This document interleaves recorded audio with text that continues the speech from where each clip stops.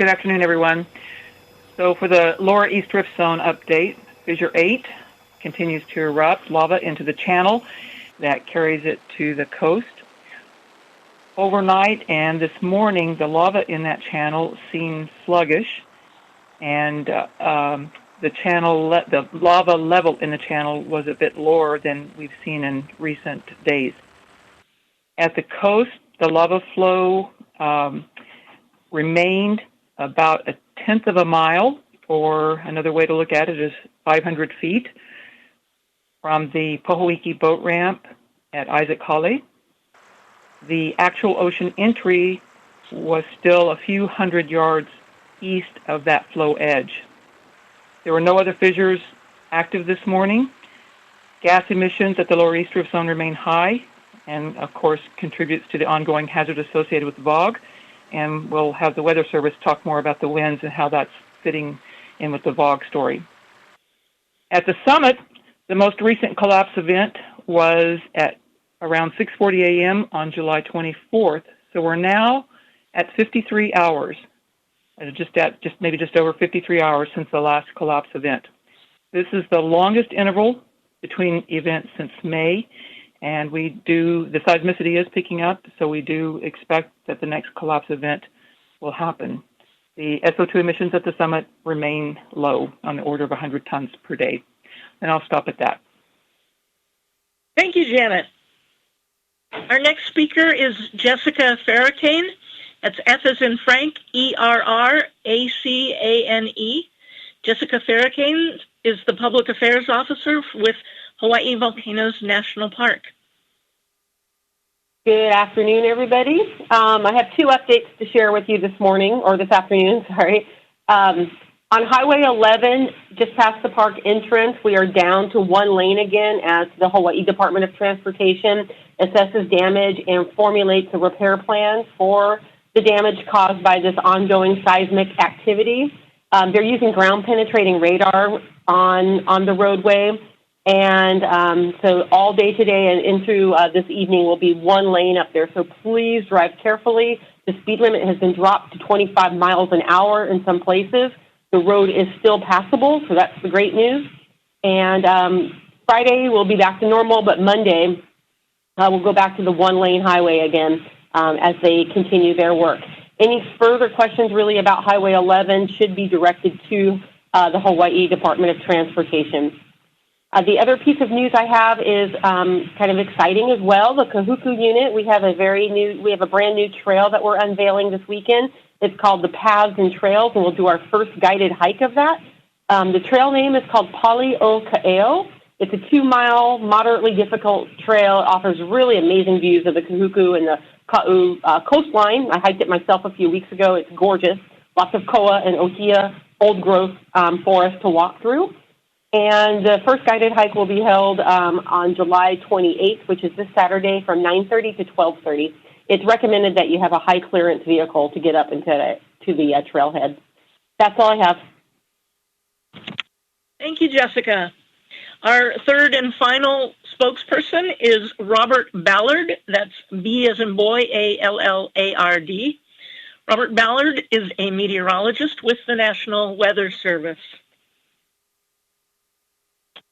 Aloha, everyone. Well, we are in the time of year when we would expect to see the trade winds blowing most consistently, and that's what we have for the next several days.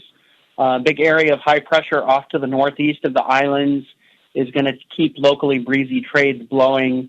So the emissions from the volcano, including VOG and lays, would be expected to blow toward the southwest, which is what we've seen most of the time over the last few days, with some brief periods where the plume has gotten pulled more toward the west or west-northwest.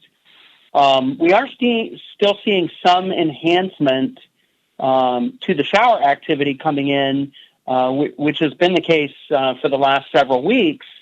And again, when we have areas of enhanced moisture moving through, like what we had last night over the Big Island, the cumulus blowing up over the lower East Rift Zone gets taller and deposits more rainfall over a very localized small area. But areas like Leilani Estates are seeing a lot more rainfall than they would typically see in a trade wind pattern. And again, that's, as I've said before, that's going to continue for as long as the volcano is putting out hot lava. Trying to think of what else to talk about. There are a couple of depressions in the East Pacific, which the National Hurricane Center has just spun up. Neither of those is expected to be any real threat to the Hawaiian Islands or have any impact on the lower east rift zone, at least not at this point. And we don't see any reason why farther out in time why that would happen either. So something we'll keep an eye on, but we're not really that concerned about it at this point. And I think that's all I have. Thank you very much, Robert. In a moment, we will go to questions. I want to take advantage of this moment in case any people join the call since we started in the very beginning, and remind people that today's telephone news briefing will be the last in the series of regularly scheduled, or I should say pre-scheduled, news briefings about Kilauea activity. The volcano and the volcanic activity has stabilized enough, if you can call an active volcano stable, that is, but enough so there's not breaking news every single day. You are still always welcome to contact us, any of the experts on these briefings. You can send an email to volcanomedia@usgs.gov and reach us. And of course, if anything really big does happen, we can always reschedule briefings in the future. But for now, this will be the last in the series of regularly pre-scheduled briefings.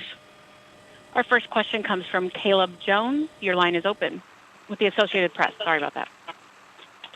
Hello, everyone. Good afternoon. Apologies in advance for the several questions that I'll have today, but I will get back in line after the first one. Janet, I've heard some anecdotal accounts of a relationship between summit collapse explosions and a surge of lava coming out of Fissure 8. The question I have is, first of all, is that true? And, kind of the second part of that question, if there were a blockage or a possible collapse of the cone around Fissure 8, and then a subsequent collapse explosion at the summit, is there a potential for a larger eruption at Fissure 8? Hi, Caleb. This is Janet. I'm going to turn you over to Ingrid Johansson and have her answer.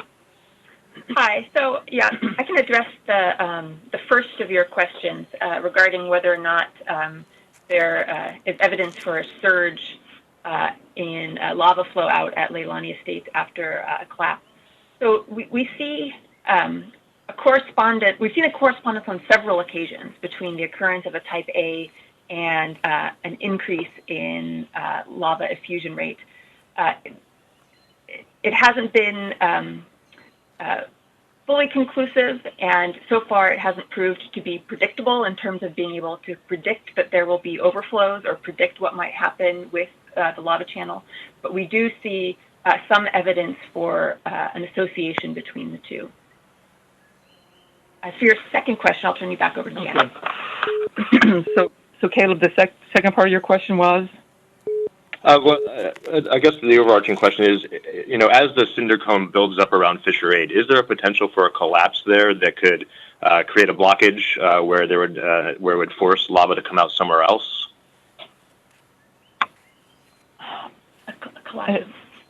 You're talking about a collapse of the cinder cone at Fissure 8.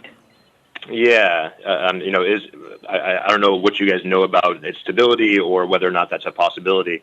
But if it were to collapse in on itself and plug off the flow of lava there, essentially what would happen?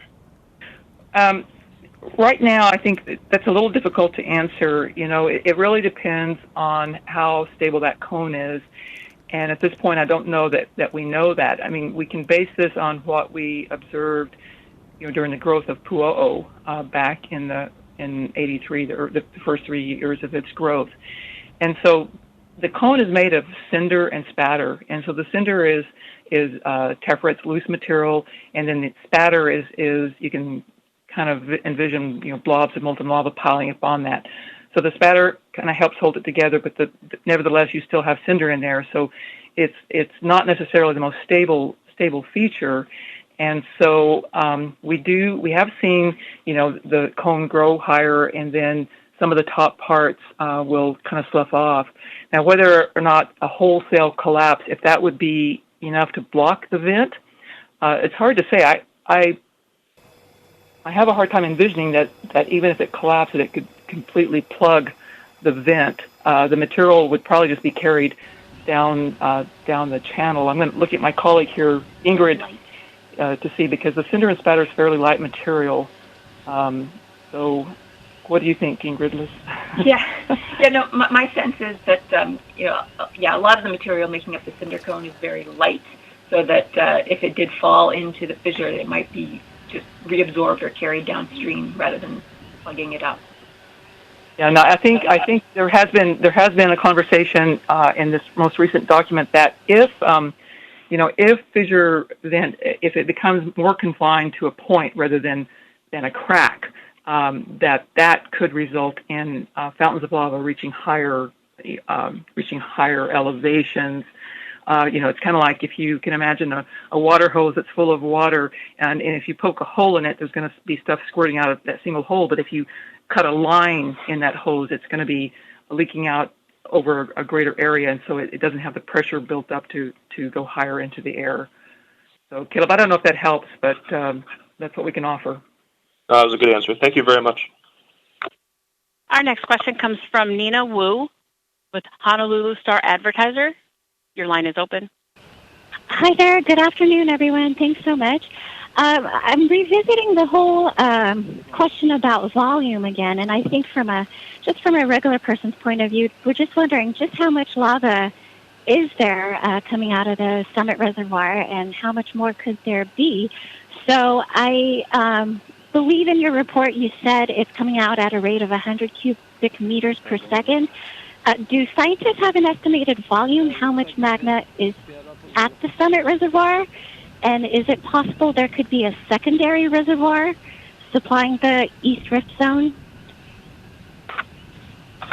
I'm going to have to get back to you with the exact number for our most recent estimate for the volume coming out of the Summit Reservoir.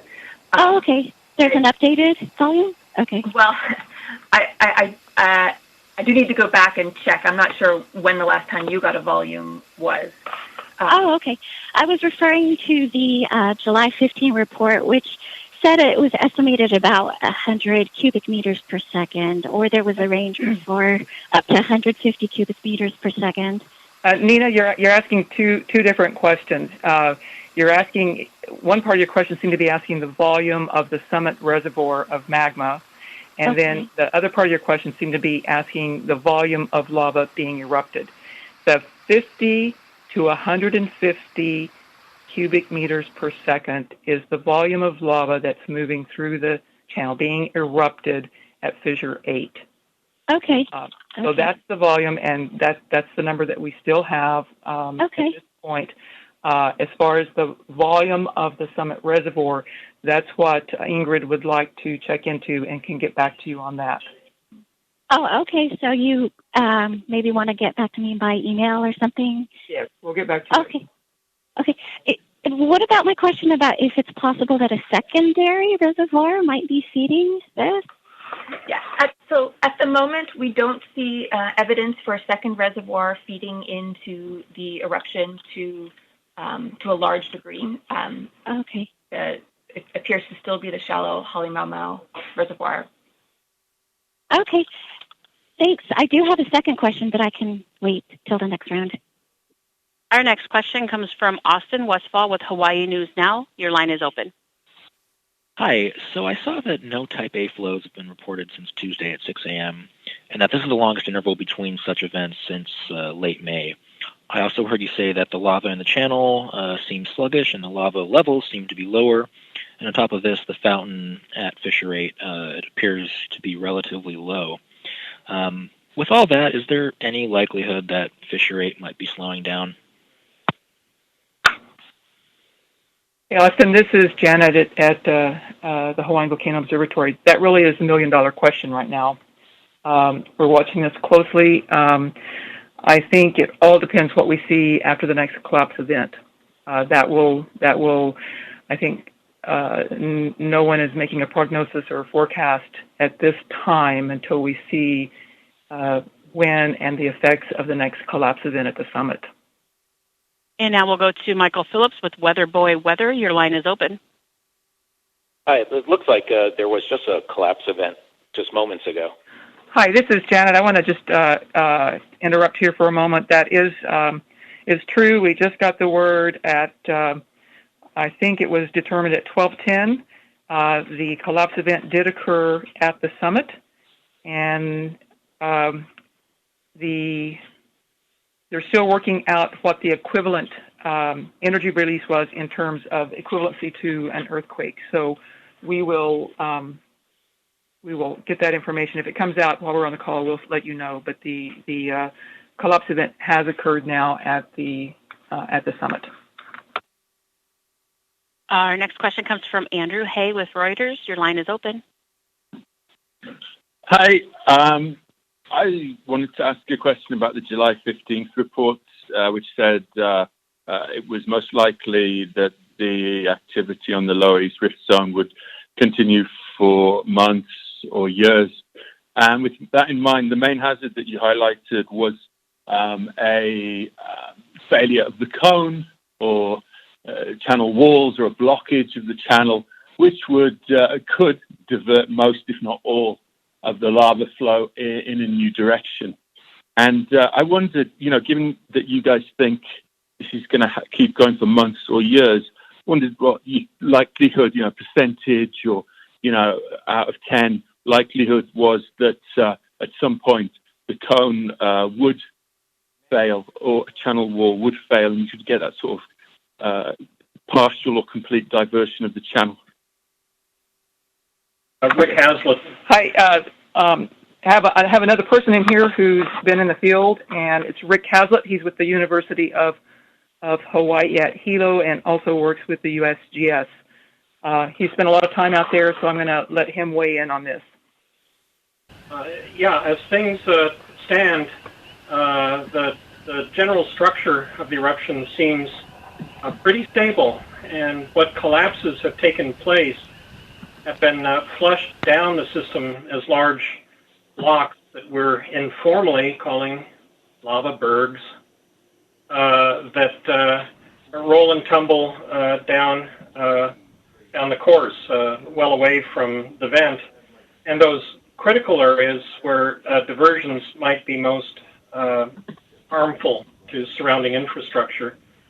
So we're not very worried at the moment about the loss of facilities apart from the potential disappearance of the landing at Po'oiki, which serves the south coast of the island.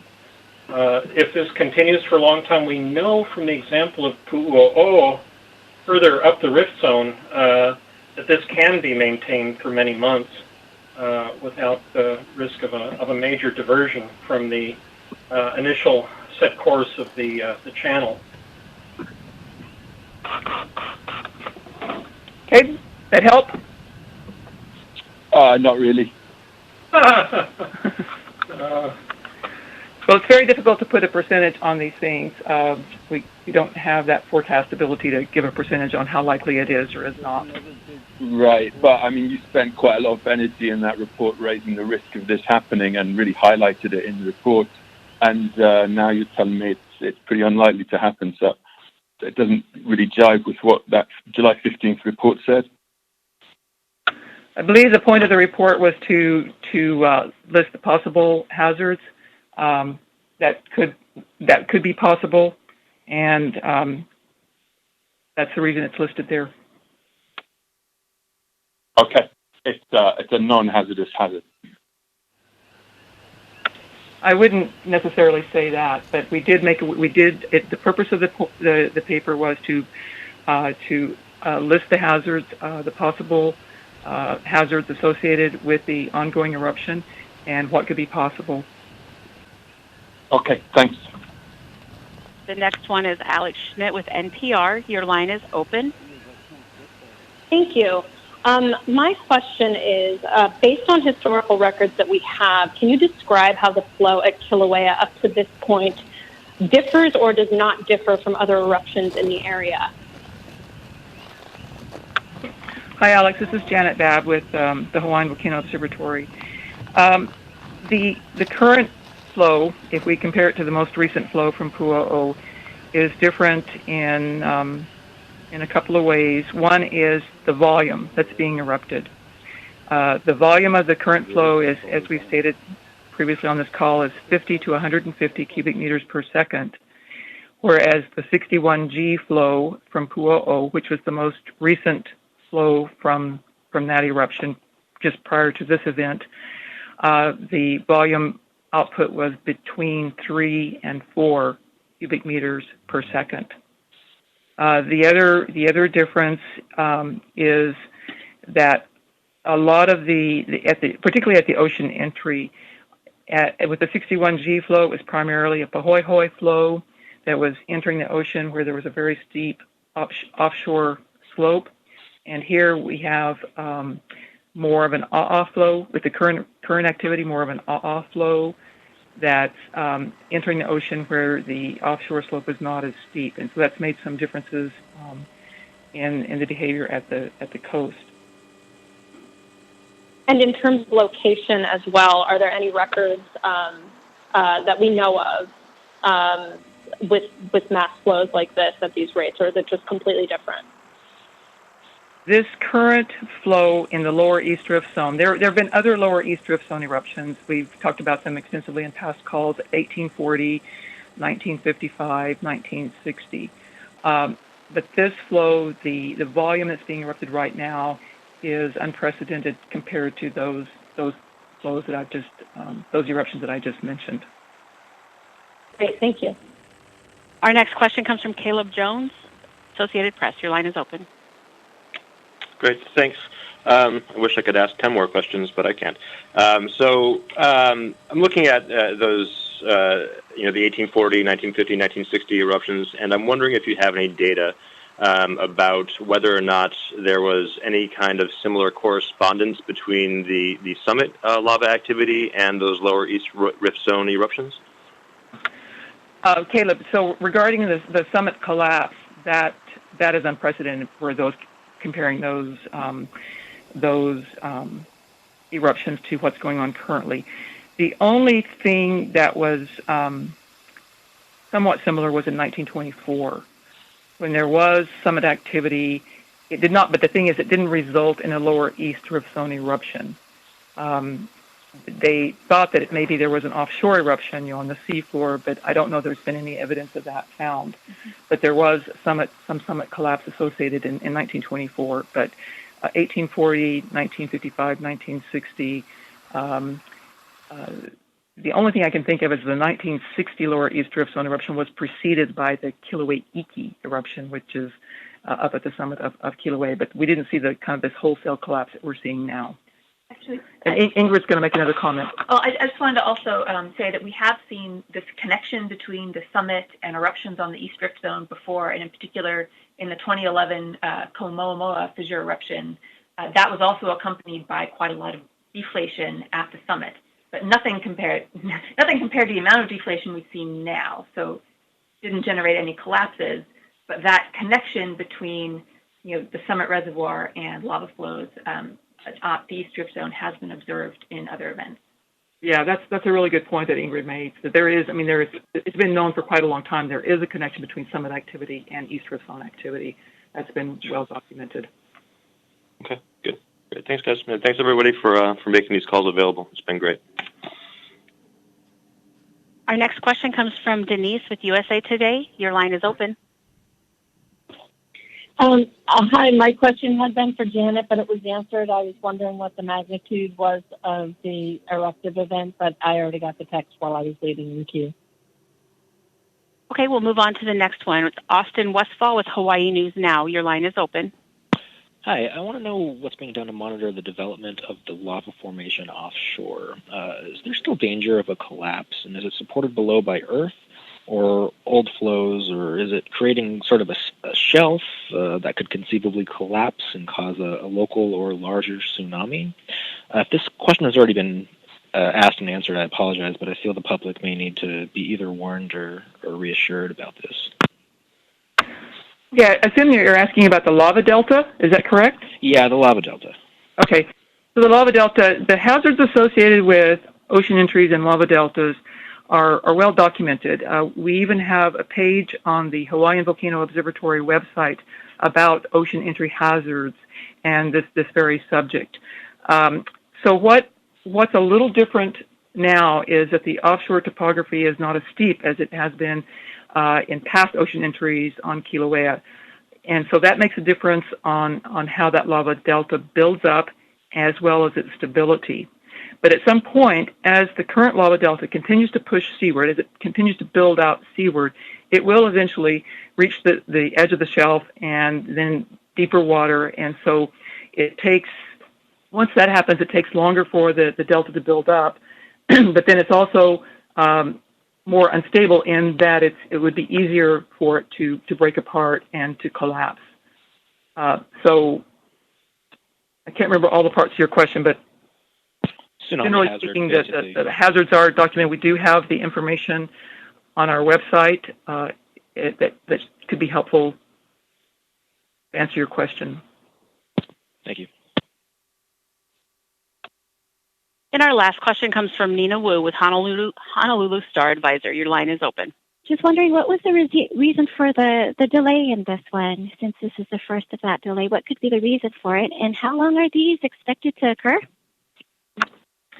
Yeah, so as for what the reason is, that's a question that we're asking ourselves. So that's one of the primary things that we would like to understand about this event, and this is sort of unprecedented territory.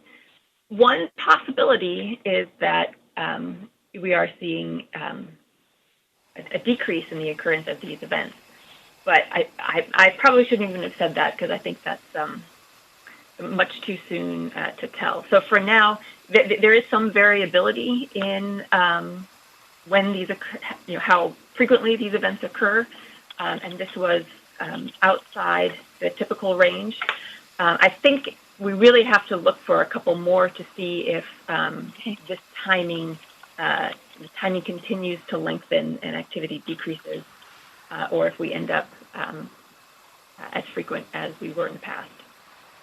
Okay, so we don't know how long these are expected to occur. We don't know how many more there are, or how long, as long as the eruption continues, or? Our assumption is as long as lava continues to erupt on the lower east drift zone, that there is the likelihood of continued summit collapses. And again, I think the length of the interval between the last one and today's event, that could be an anomaly. But as Ingrid said, it's too early to say. We need to wait and watch and see how the next collapses occur, and to see if the interval between collapses is indeed increasing or if this was just an anomaly. We have seen it has varied from the beginning, and yes, you are correct. I believe that today's is number 58. It's approaching 60, but yeah. So there have been variations in the intervals between the collapse events, and so right now we're waiting and watching to see what happens in the coming days.